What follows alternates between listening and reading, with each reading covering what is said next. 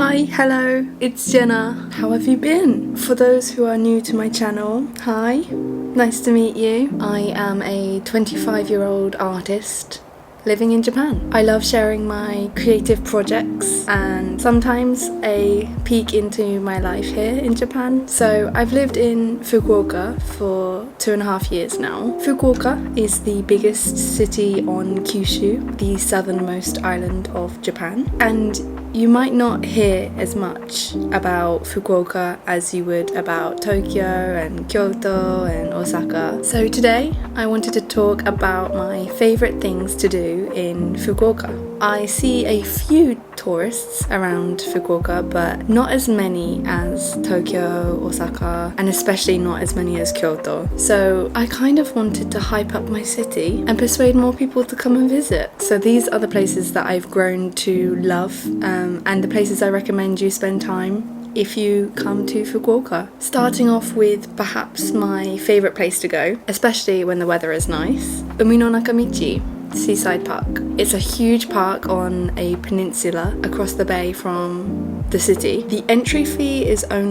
currently 450 yen for an adult, which makes it a very cheap day out. You can also hire bikes, which I definitely recommend doing. It's only 400 yen for 3 hours. There's even electric scooters, which I think cost a little bit more, but they look so fun. I'm definitely going to try that next time. There's flowers blooming around the park all year round, and there's lots of nature to explore. You can see the sea, views of the city. There's also a little petting zoo, and that's included in the entrance fee, and there's also an aquarium which you can pay an extra fee for. The park is a bit of a challenge to get to from the centre, but if you're good with Google Maps you'll be absolutely fine. You can get there quite easily on the trains from Tenjin or from Hakata. They do have like some food trucks there that sell things like pizza and like fried chicken, and there's a few eating places you can go to, like restaurants and cafes, but there are no convenience stores inside the park, so definitely think about food before you go. And if you're coming to Fukuoka with kids,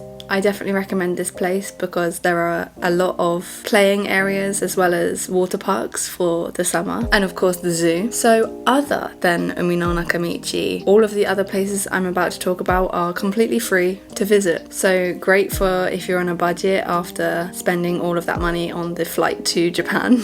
The next thing on my list is Ohori Park, which is a park wrapped around a lake. It's located pretty close to the center of the city, and it's really easy to get to on the subway from Tenjin or Hakata. When the weather is nice, this is a really nice place to be, and there's a couple of play areas for kids as well. There's a couple of cafes around the loop, including a Starbucks, but that gets pretty busy. If you're traveling to Fukuoka as a runner, this is also the perfect place to go for your run because the loop around the lake is also a running track. One of the popular sights to see is the pagoda in the middle of the lake, which is so beautiful at sunset. You can go on the little swan paddle boats, and that's really cute. Yeah, I really recommend checking it out. Right next to Ohori Park there is Maizuru Park, and within Maizuru Park is the historic Fukuoka castle ruins. Some of the walls are still standing, but the original castle is gone. It is still quite cool to go and see, and you don't need to spend too long here. If it's not too hot or too cold and the weather is just right,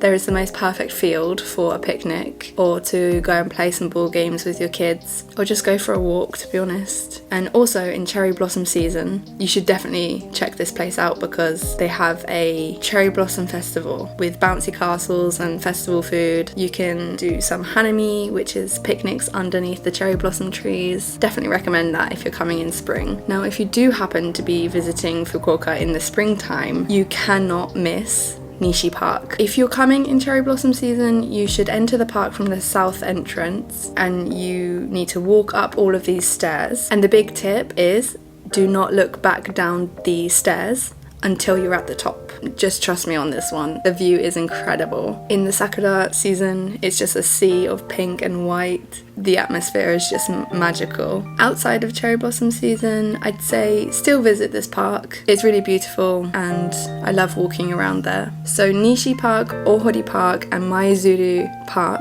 are all within walking distance of each other. So these are great to see within the same day. And I reckon this would be the perfect itinerary for a cherry blossom tour day.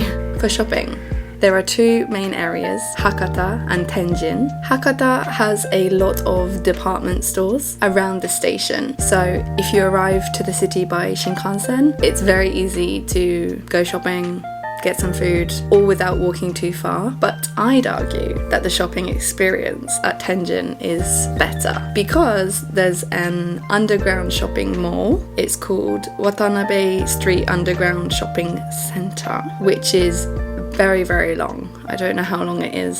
It must be at least a kilometer. And there's also so many shopping malls built around the station. Another great shopping place in Fukuoka is Canal City, and you must go here if you have to pick one of the shopping places. Canal City tends to have more branded shops, but there's also some non-branded shops as well. There's less shops at Canal City, but it's like a little city built around a little canal. So yeah, there's shops, there's restaurants, there's a cinema, there's even a hotel, and they have a big fountain show every hour. Check the times if you're going, and this fountain show is synchronized with lights and music, and it's really cool to see. If you are going to watch this show, then you should try to go to one of the top levels of the shopping mall to see it, because just trust me.